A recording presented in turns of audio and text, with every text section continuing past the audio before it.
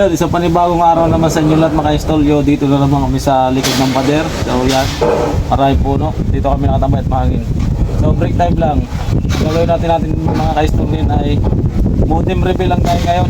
Kasi marami akong nakuha modem kanina sa garahe namin sa bago. I-reveal ko lang sa inyo yung luma at bago. Kaya abangan nyo lang. Tara, let's go!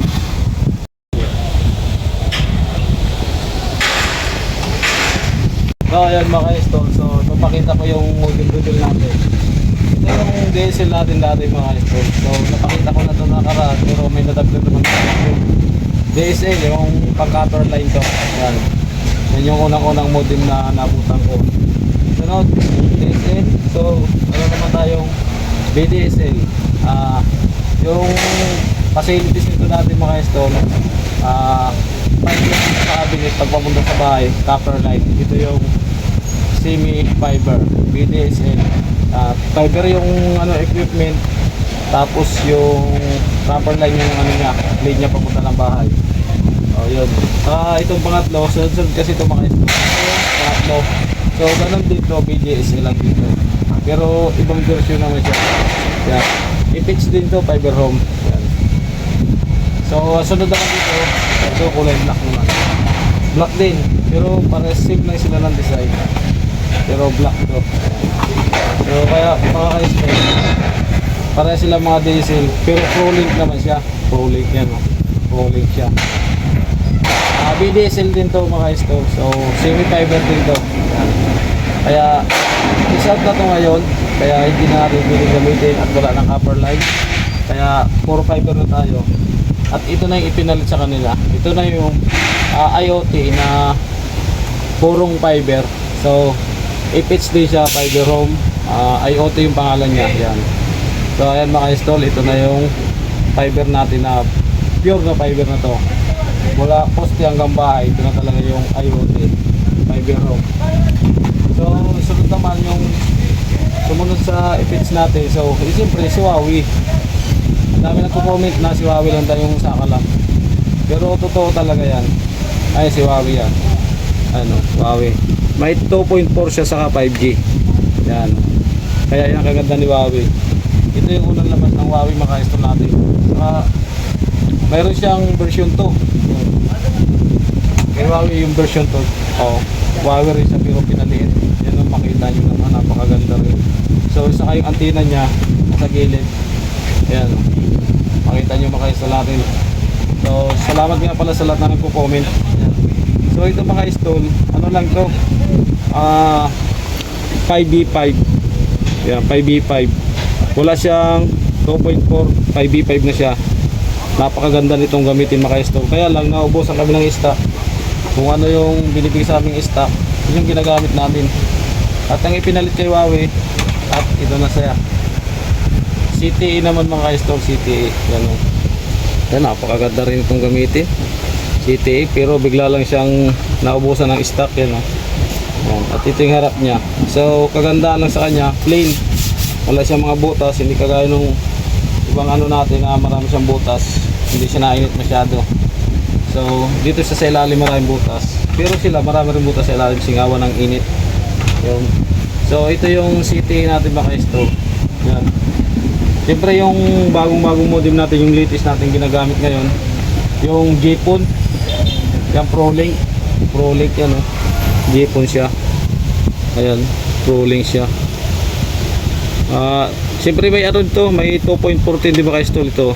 Dito mo na makikita yung si 5G saka si 2.4. Ayan, yung iba kasi hindi ito sa likod. Yung Huawei natin na yan, dito mo makikita sa likod yung 2.4 saka si 5G. Ayan, pero siya yung bagong version natin, dito mo na siya makikita. Ayan, subok na namin to, siguro mga ilang buwan na namin itong ginagamit mga ka-install. Kaya hindi namin alam sa susunod ng mga araw kung anong modem naman yung bibigay sa amin, kung ibabalik yung uno natin. Ito maganda rin itong gamitin mga ka-install kasi ito yung pinakang unang-una. May 2.4 dito, may 5G. Yan ang kaganda sa mga naunang modem. Saka yung singawan niya ng hangin, okay siya. Yan. Kaya ito mga ka-install, pinakita ko lang sa inyo kasi yung iba nagtatanong maganda daw yung fiber home, mas maganda yung IoT, mas masarap gamitin yung Huawei kasi sabi nila ay Huawei ang saka lang. Yan. So ito lahat na natin nagamit to. Kaya aabang ulit tayo sa panibagong latest na modem. Ayan mga idol, maraming salamat sa lahat ng sumusuporta sa channel ko. Siyempre, kung may katanungan wala kayo mga idol, comment lang kayo para masagot ko yung kung ano yung katanungan nyo. So yan lang yung pinakita ko ngayon. Modem reveal lang tayo ngayon idol. So ayan mga idol, so pinakita ko sa inyo kanina yung modem reveal natin. So papakita ko rin yung telepono natin sa inyo kung dalawang klase kasi yung issue sa amin. Itong malaki, isang maliit. Yan o. Yan. Isang malaki, isang maliit. So ipapakita ko rin sa inyo kung ano. Comment lang kayo kung anong type nyo sa dalawa. Kung alin yung nagustuhan nyo. Kung yung malaki o maliit. So papakita ko sa inyo ito, yung laman. Yan. Ito may battery ito maka-install. Ilalagay namin sa telepono. Ay hindi na namin ito nilalagay. Kasi pang display lang naman to eh. Saka pag nasira yung battery, sira din yung telepono kasi magano. Yan. Ito yung telepono natin maka-install yan. Yan, may maliit siya, may malaki. Yan. Itong battery na ito maka-install, lalagay yan dito. Yan. Yan dito. Hindi na namin nilalagay ito kasi maka-install, display lang to dito para kahit hindi nakaangat itong ano, handset, meron siyang display. Kaya lang pag nasira to, tapos kinalawang na tong loob, wala na, sira na pati telepono kasi ito kinakalawang yan, maka-install yan, kinakalawang yan, kinakalawang yan, kaya hindi na namin ito nilalagay yung battery nya. Okay lang naman yan kahit ilagay. Yan, dalawang klase ito. Yan, ito yung dalawang klase na issue rin sa amin na telepono. Yan o. Yan, para sila may battery maka-install ha. Yan. Ito dalawa lang battery yung isa. Yan, dalawa. Yan, papakita ko sa inyo mamaya maka-install. Kung ano pagkakaiba nitong telepono. Yan o, makita nyo maka-install o. O. O. Yan. Ito maliit, malaki itong isa. Yan o. Paras naman sila may ano, may pangsabit pero yung naka-wool, hindi mo nakalagay sa wool. Kaya lang ito, maka-install, wala siyang lock dito, wala lock yan. Kaya ito, mas maganda to kasi may lock to, yan o. Yan. Ito. Yan. May lock to. Kasi ito sumasabit yan. Yan o. Yung isa pala ito. Sumasabit yung ano niya kahit nakahangir. Yan. Yan. Hindi siya nahulog. Yan, kahit ihangir mo siya, hindi siya mahuhulog. Kasi may lock siya dito. Yan o. Tapos ito mayroon din. Pinakanggatla niya sa ilalim. Yan. Ito, yan. Ito kasi wala maka-install. Talagang nakalapag lang to. Yan o, wala siya. Pero yung handset niya may butas. Yan. May butas yung handset niya. Pero dito wala. Yan. Tapos ito, may speaker, yung pinakaiba niya. Nakalabas yung speaker. Yan. Tapos sa kanya pagkakaiba niya maka-install. Yan. Malaki pagkakaiba. Ito, iba yung design. Iba yung design niya dito sa kabila. Yan. Yan. Magkaiba maka-install. Kaya, pero hindi kami namimili dito sa dalawa kung anong gagamitin namin. Siyempre pala sila nakakarton kung anong madampot namin dyan na sa dalawa, yun ang ikinakabit namin. Yan. Ito mga stone nakalapag lang kung pag ikinabit. Ito pwede nakatayo kasi may lock naman siya. Yan, pwede siya nakasabit. So ayan, kanina pinakita ko sa inyo yung ano, yung mga modem reveal natin. So pinakita ko rin yung telepono na dalawang klase yung telepono namin na ginagamit. Dati iba-iba klase dati yung telepono pero ngayon ito na yung issue sa amin. So maka-install ang battery nga pala nito, dalawa lang ha. So dalawa. Iba rin yung lagay niya ng battery. Ayan o. Buksan natin. Ayan o, dalawa lang yung battery niya, lagayan. Kaya dalawa lang yung battery niya dito. Yan. Itong isa, battery niya tatlo. Saka magkaiba siya ng lagayan. Ano. Tatlo yung battery niya. Ito dalawa magkadugsong. Yan o, dalawa lang.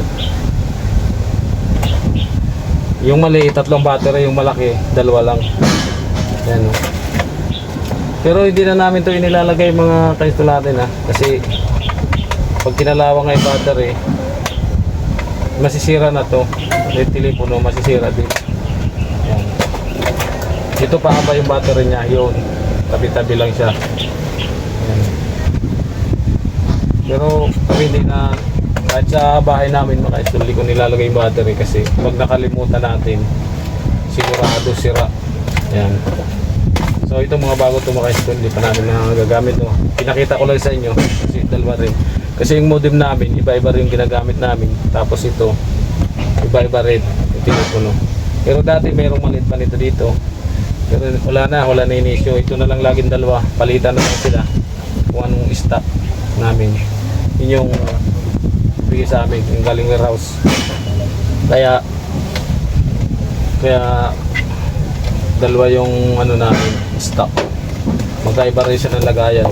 Puro puti, yung isa may pula. Yan. May pula, puti. Yan. Maganda rin itong gamitin ng resto. Kasi para sila ano, yung iba kasi gusto yung maliit, yung iba gusto malaki yung telepono. Ayan. Ayan o. Laki. Kaiba.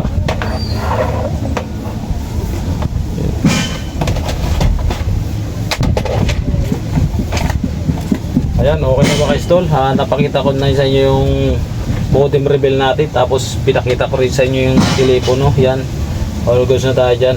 Thank you sa inyo lahat mga ka-install.